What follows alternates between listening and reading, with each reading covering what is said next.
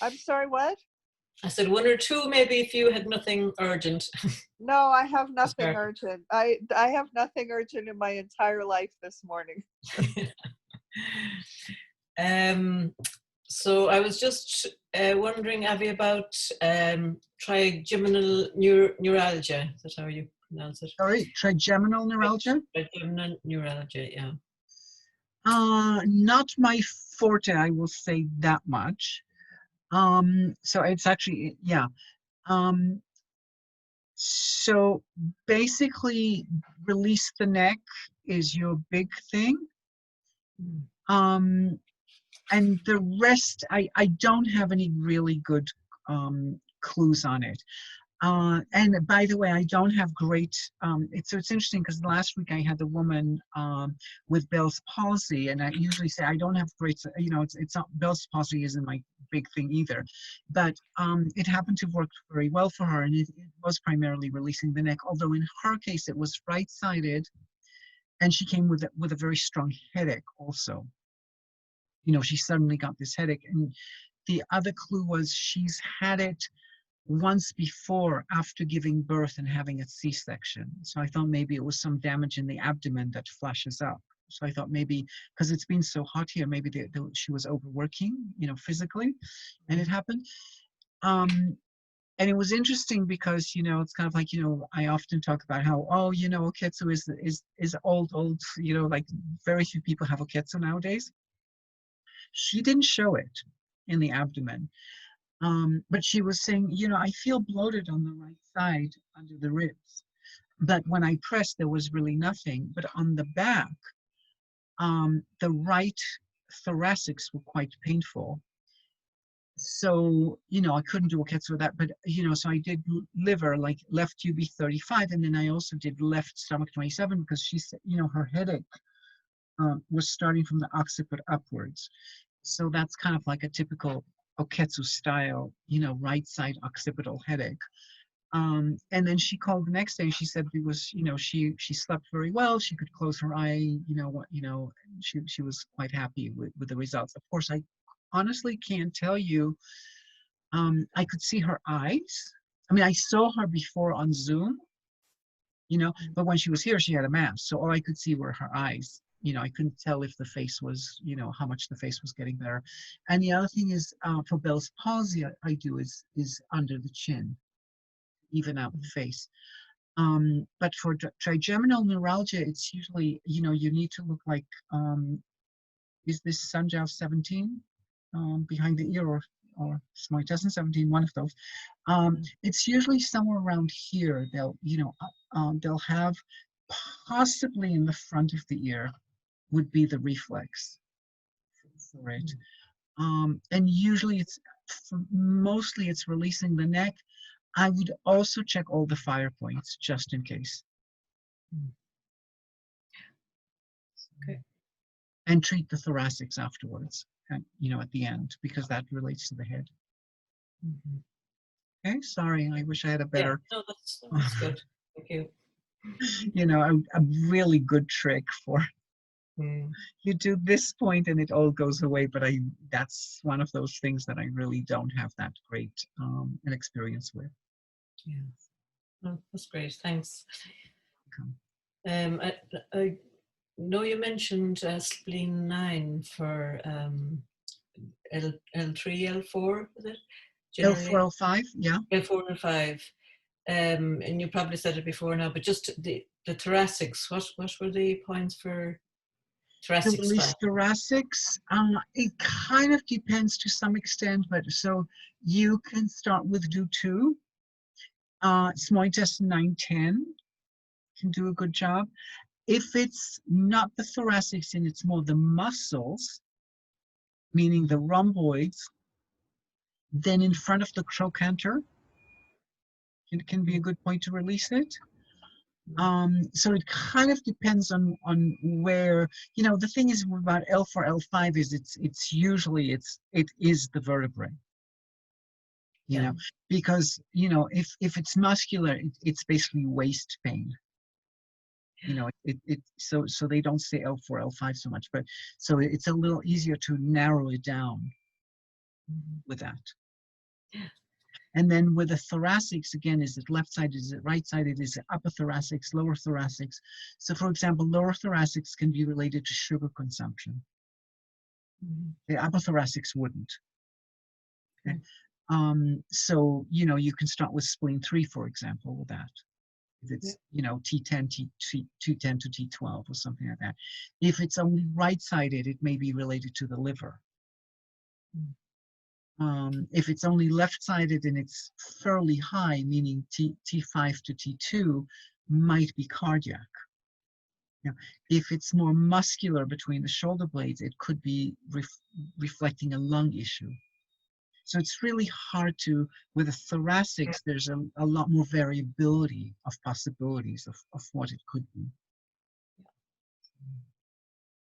Great. Yeah, that's good. Thank you. You're welcome. Anything else?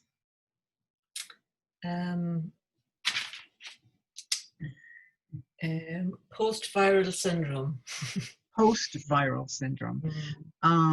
Well, I guess to some extent it will depend on which virus, because some viruses stay in the body. But I would say, you know, I would assume,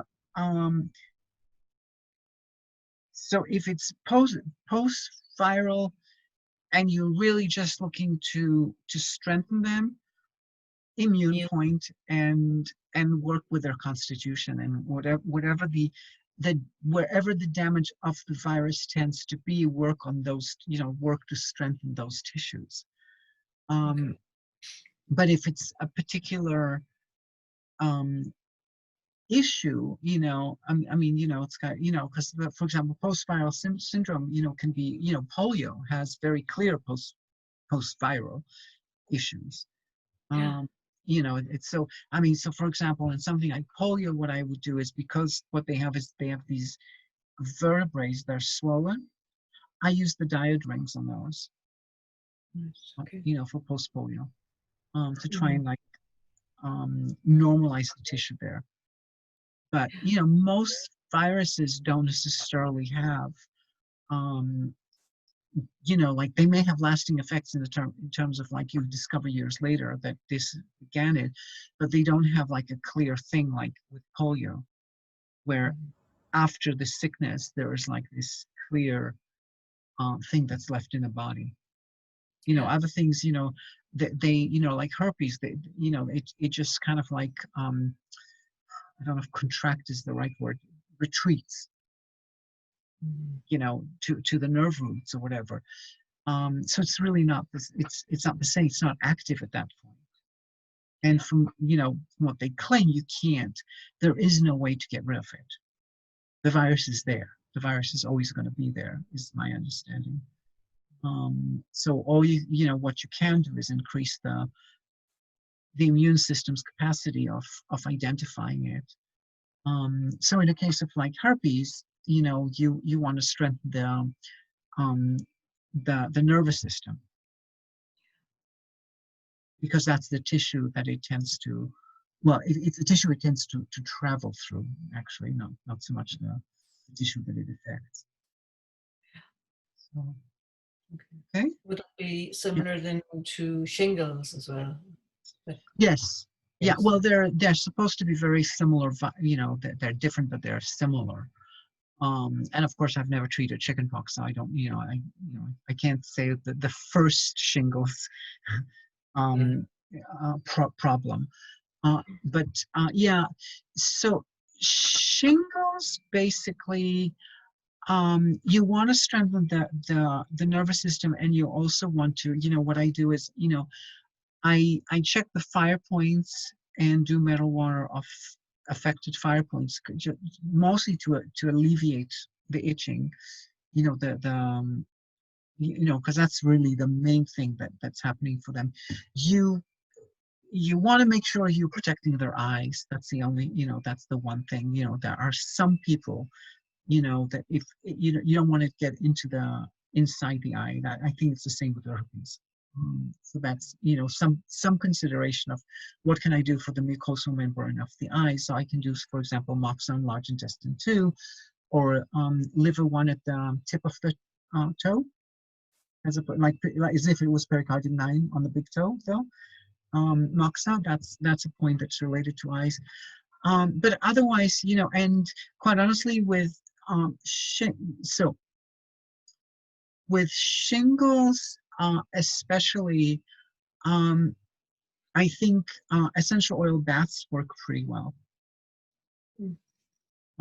That seems to be the thing that seems to give the most relief for people. Now, it may be temporary, but so they keep doing it. But using things like thyme, lemon, and lavender, and sometimes for the itching, just peppermint.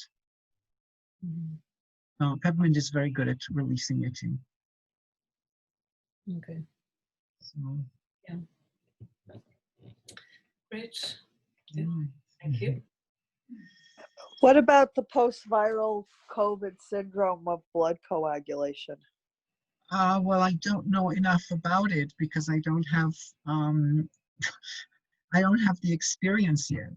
Well, I know you don't have the experience, but do you have any thoughts or reflections? I think, yeah, my sense is,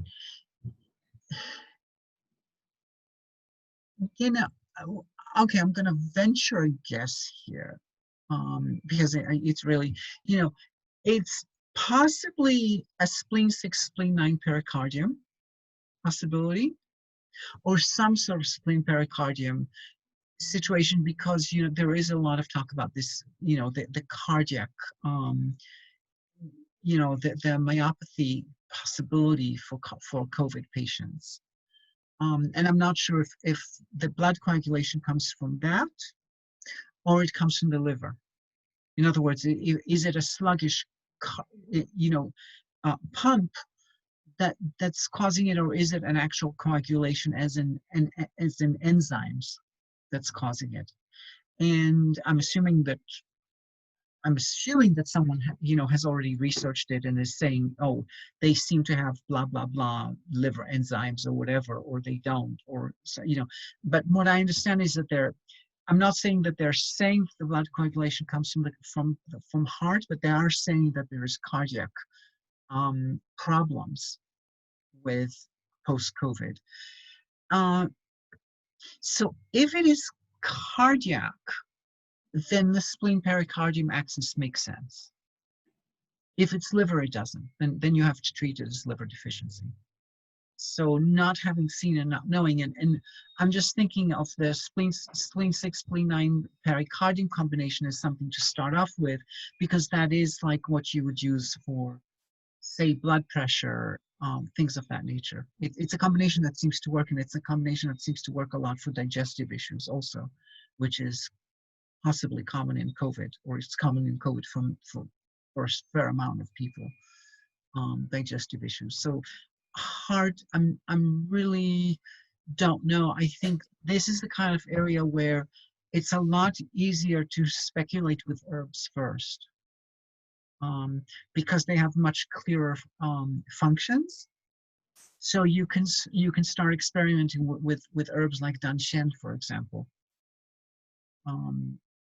You know, so you can get, you may be able to get quicker answers with herbs, maybe that way, because there's a little less research that one has to go through, in a sense, because you have so many, you know, you have herbs that, you know, do certain things. It's just like nobody thought twice before they started prescribing isatis or other, you know, heat toxin herbs, you know, and, you know, antiviral herbs. You know, nobody said we have to wait and see what COVID really is, you know, to get the experience. You know, you just go on and prescribe. And of course, you do the same with acupuncture. You do what you can, but you have much better guidance, you know, it seems to me, with herbs, to be able to match these things. But does that make sense? Sure, thank you. Thank you, Abby. Oh, sorry, I don't have a huge, yeah, I don't have enough of a repertoire to be able to say, oh yeah, they show this and this and this, you know, are they really do they show cardiac symptoms? You know, do they have puffiness around small intestine 11 on the left side? Or do they show UB42, 43 on the left side? You know, do they show around the chest on the left? You know, like how would I assess their circulatory issues? I don't have a way to know that, and therefore to be able to play, because I just, you know, like maybe in a year's time, you know, I would have seen a lot more, you know, I would have seen this and have played with it and created situations for it. But at this point, it's just like, I don't know. You know, I mean, you know, and is it a nervous system issue? Is it a purely blood issue? Is it a circulatory issue? I mean, what is it really a lymph issue that's causing a circulatory problem? You know, because they're slightly different. You know, there just isn't. I don't have the information to start speculating on it. So if it were lymph Mm-hmm. creating blood stagnation, how would you treat that? Okay, so then you can check the lymph in the neck, in the arms, and in the inguinal, and then you can release it in the neck. You release it with immune and Sanjiao 8. In the legs, it's usually possibly spleen 5, spleen 9. Okay, but kidney 7 may do a good job. And if they have swelling around lung 1 area, I would say lung 5, lung 8 are would be the most likely possibilities. Okay. You can also conceivably look at Sanjiao 1 and 2 instead of Sanjiao 8. Okay, as in metal water of Sanjiao, just like spleen 5, spleen 9 is metal water of spleen, because Sanjiao is related to lymph.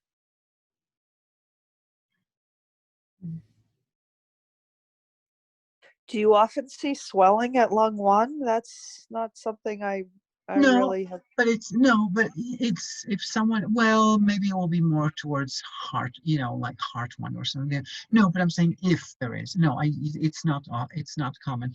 What you'll see, you won't see it so much, but there'll be some tenderness, possibly. There can be some tenderness there. You know, but no, Okay. most of the lymph is going to go up here into the neck. Okay. Most of the lymph congestion is going to show in the neck. It's not going to show, but sometimes it can get stuck. You know, it can get more stuck in the shoulder because depending on the structure. But if the shoulder is already shriveled or constricted, it's gonna there's less ability of things to move through the shoulder. Does that make sense? Yes, and I mean lung 1 tenderness I see quite frequently. I just don't see swelling very much, although I tend to associate that more with grief and loss. Well, okay, so it depends on, okay, so first of all, it actually, I think, well, lung one, it can be grief or loss because it can be, I don't think that grief and loss in my, you know, show in lung 1, lung 2 automatically. I think what happens is grief and loss creates a posture of roundedness often that then creates the pressure on lung 1, lung 2. So I think that the actual place of it actually comes from the rhomboids, from the inner board of the scapula, curving in the scapula and not being pushed down into the back, okay, and being stretched outwards and hunching over. Lung 1, lung 2 as a reflex can reflect a few things. It's a congested pectoralis, okay. And on the left side, it can certainly reflect on the left side circulation. Okay, so it's just a difference in how one interprets. And quite honestly, lung 1, lung 2, in terms of lungs, you know, like actual lungs, physical lungs, does not show very often. It's pretty rare because most lung issues are not in the pleura. They're in the bronchies, and the bronchies are more center line, the kidney line, okay, around the sternum. So for the reflection to move all the way that far out, it means that the disease is affecting the pleura. It's like it's not just in the bronchies. So it's long-term lung problems. You know, even though it is the moo point of the lung, it doesn't reflect the lungs as easily as one might suspect.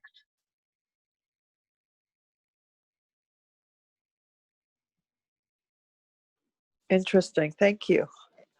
Yeah, and the grief thing, it's a very I guess it's somewhat subjective, because I do think the grief thing, that when it shows in lung 1, it is because of the assumed posture of it, and I think that you're likely, I can't guarantee it, but you're likely to find more easily on the Ren line. You know, Ren 9, Ren 15, Ren 17 are much, and even Ren 12 are, although Ren 12 and even Ren 15 are also possibly a result of that posture, because you're congesting the upper Ren line also. But in my experience, those will tend to show a little bit faster than lung 1. So those are reflex points, not treatment points. Oh yeah. Same thing for lung 1. Yeah, with lung 1, definitely. Hey, lots of people need a lung 1. I've seen people bleed it and cup it over it. So anything is an option. You just hope the lung doesn't come out while you're doing it. Oh my goodness. Well, no, if you have a big lancet and then you put a big cup on top of it, it's a little bit. It's not my my style to do something. No. But no. So yeah, Ren 17, Ren 15, Ren 9 are all emotional reflexes, and as reflexes, I don't treat them. And same for Ren 12, I will treat if there is nothing there. Sometimes when people have a very weak pulse, and you go, what the hell's going on here? Like, and you do some moxa, direct moxa on Ren 12, the pulse gets stronger, clearer. But I don't do that a lot because, I don't rely on pulse so much for diagnosis. So it's not so important for me. But there are a lot of Japanese styles that are relying on pulse for diagnosis as a primary form.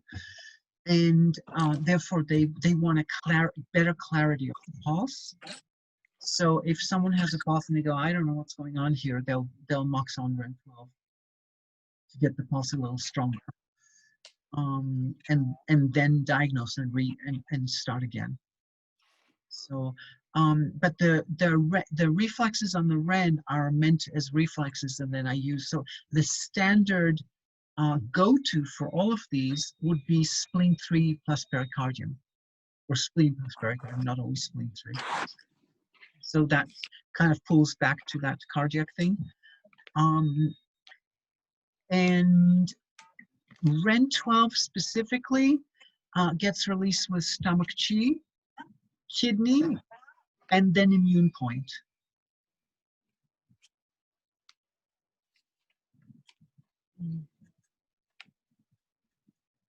Huh, okay.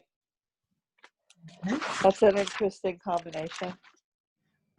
Well, it's not exactly a combination, it's just that it's okay. So Ren 12 can get released by any of those 3.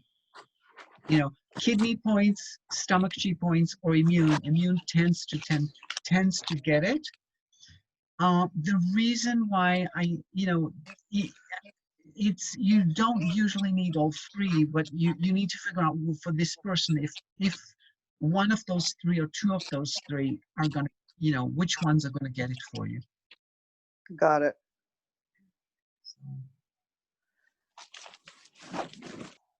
Interesting. Thank you so much. You are welcome. And you had a combination of a, you had mentioned it, but I wasn't quite sure when you use it. it was Sanjiao 4, is it at the wrist on the left or on the right? Rin 12. Okay, that's, okay, hold on, spleen 6, okay, yeah. You're talking about the gynecological combination. Okay, for gynecological problems, sometimes I do right spleen 6, Ren 12 in the center, and Sanja 4, and that Sanja 4 will be in the center of the wrist, as opposed to like the TCM, ulnar side of the tendon. And these are all direct moxa points. Yeah. Although I've seen people needle them also. So yeah, that's not related to the Ren 12 having pressure pain. That's not using Ren 12 as a reflex. Okay. That's using Ren 12 as a quote unquote the master of the fu organs. So, and since the uterus is an extraordinary fu, the Ren 12 is also in charge of it. Okay. Yes, thank you.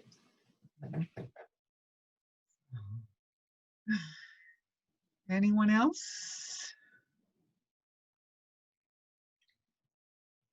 Not I. It's a tired morning. Anything else, Mary Jo? No, I don't think so today. Sometimes I make a few notes here, but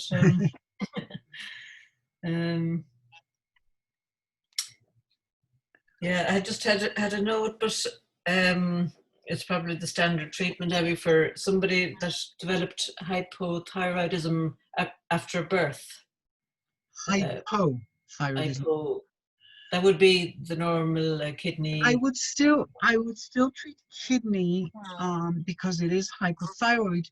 But the thing is, the after birth thing does give you a somewhat other angle to consider, and for a number of, because then you want to look at whether it could, so you definitely want to get to the kidney because that will treat the hypo, but you want to see if there's also other components. The big one, there's two things that I would check with that.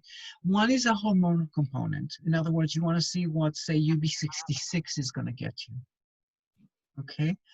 And if you want to get more clever about it, and here's the reason why, is because you can say UB66 is almost like treating a kidney point. I mean, it's water on water, and it's bladder and kidney are related, blah, blah, blah, blah. So how do I know that it's not a separate issue? So yeah, UB66 is a hormonal point. The idea is that there was a big hormonal shift, after birth, with giving birth.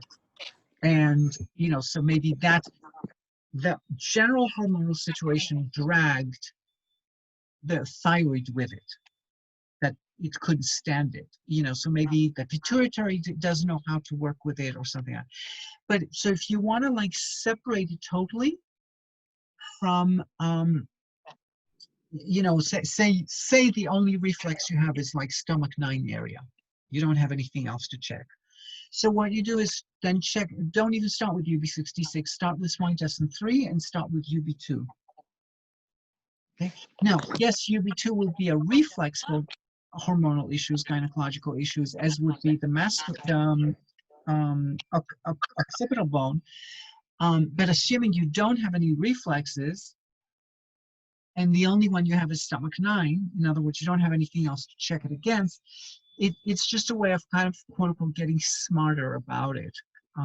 Because the UB66 can sort, in this particular case, you can say, well, I don't know if that was considered a hormonal. Maybe that was really, kind of too related to the kidney issue. So that's why I'm saying you could use other things. The other thing that can happen is if the giving birth was a cesarean, and even if it wasn't, it could be that something happened in the Ren 3, Ren 4 area, in the lower dantian, and it's flashing up to, because there's a very strong correlation between kidney 2 and stomach 9. Okay, they're both horizontal, kidney 11, not kidney 2. So they're kind of the two ends of the Ren channel, and there's a horizontal bone in both. Okay, you have your hyoid bone and you have your pelvic bone. Okay, so they're both horizontal bones, so they reflect each other. Now you see this very common with men. You see this when they'll have a hernia operation or something, or another orthopedic type surgery, and then they get urinary blockage. And releasing stomach 9 and needling stomach 9 allows for urination to happen. With women, you might see it when they give birth, and there's a lot of strain in the lower abdomen, and it all kind of moves up, and then they get, the so-called postpartum depression. So there is a correlation between stomach 9 and kidney 11 area. So if that's the possibility, we have this combination for postpartum depression: spleen 6, spleen 9, pericardium plus lung 5. So it's similar to blood pressure without the under the third toe, okay, but with lung 5 instead. And so I would consider that combination and see what it does. But I would still add kidney. The only thing is, so because there is that unique history of it started with a very particular episode, I would leave the kidney. I would check that the kidney points release stomach 9 or whatever else in the body. And I wouldn't needle them until I check all my other possibilities, the other ideas that are unique to childbirth leading to this. There is one more possibility, which is similar to the lower abdomen, which is in birth sometimes, because of the pushing, the tailbone can get shifted. And due to is related to hypothyroidism. So I would check tailbone as well. And unfortunately, tailbone is UB66. UB66 should solve the tailbone. The other 2 points are lung 8 and the Watto of, say, C71. So you have, with birth issues, you have a number of reasons to use UB66. Yeah. For post-birth. Yes, yeah. Yeah, that's great. Thank you. Can you address the connection between DO2 and thyroid? That was interesting, and I didn't know that. Okay, so yeah, so okay, there's a number of ways to look at it. So let me just, okay, so first, so it's a treatment point for hypothyroid. So hypothyroid, if we forget organs, because we're going to get into trouble if we go organs, because TCM says that the thyroid is, hypothyroid is spleen qi deficiency, and hyperthyroid is heart fire, something like that. I'm not sure what, stomach fire and heart fire, something like that.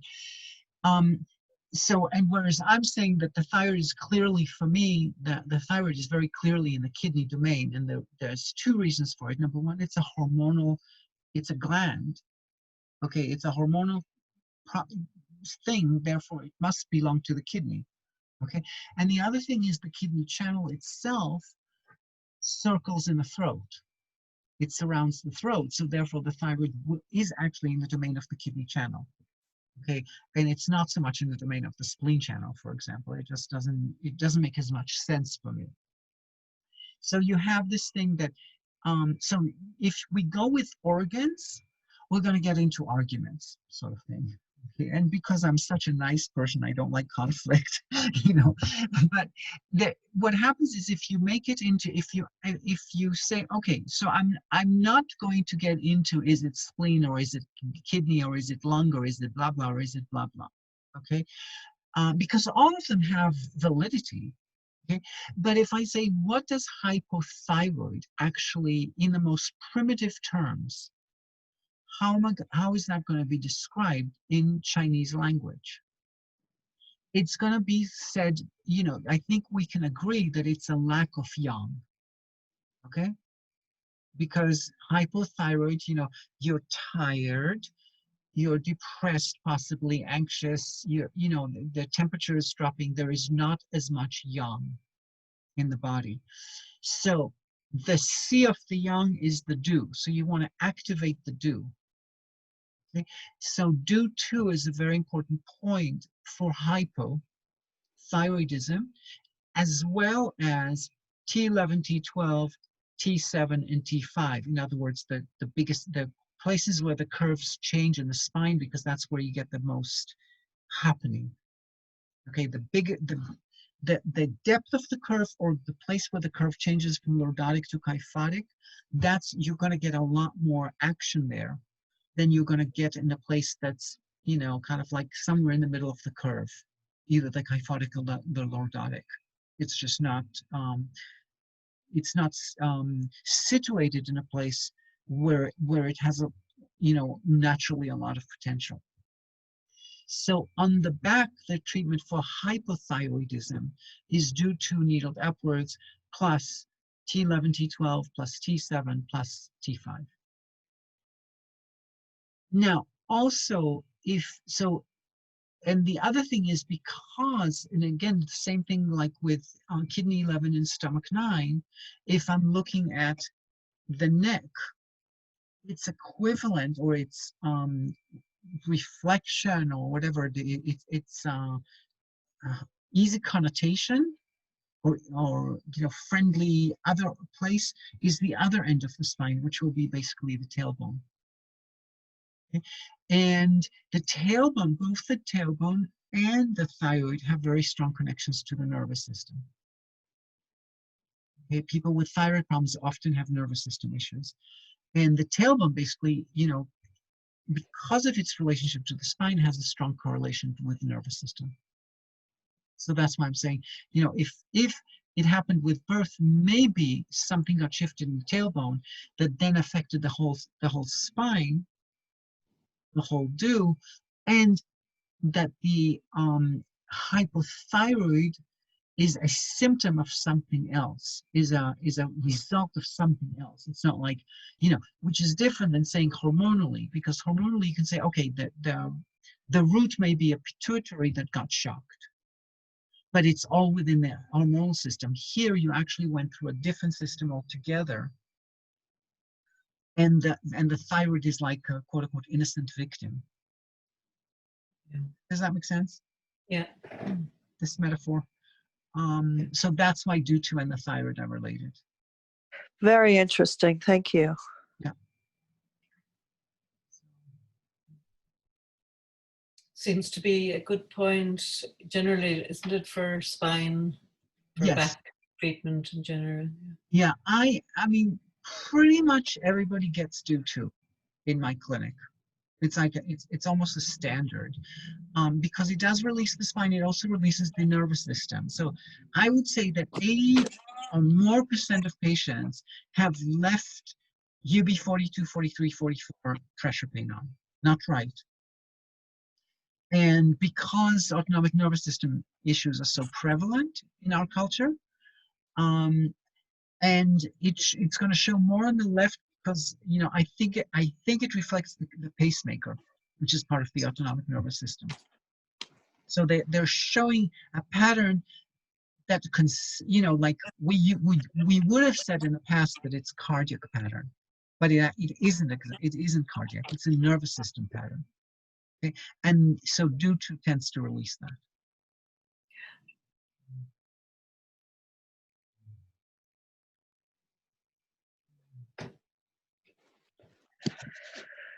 Very interesting. Thank you. Good, good.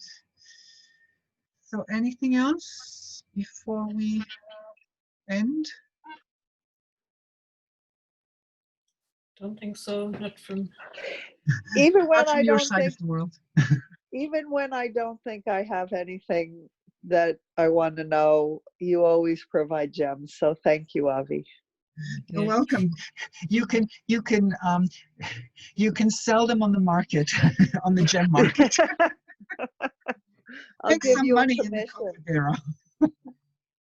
Yeah. Thank you.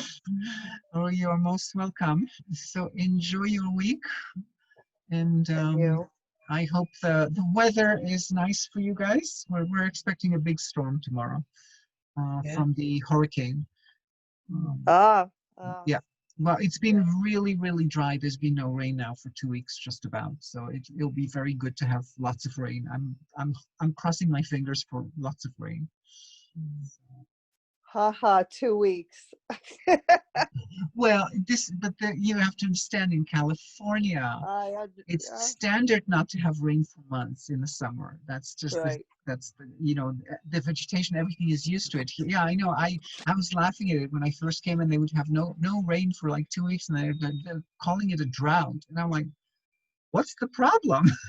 Well, the problem is that the vegetation here is used to getting watered on a regular basis. So Yeah, where it's the plants here are spoiled. yeah.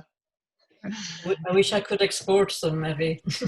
Export We some would rain. take it. I would take it, No. Mary Jo. I would take it. And you can she can further give you clients in Southern California, for more buying options. Yeah. No, I have to water every day. Every day. Wow. Yeah. Yeah. Yeah. All righty. Well, thank you so much. Thank you, and Thanks, we'll talk Abby. next week. Thank Yes. you. See you next week. Bye Bye. bye, both of you. Bye.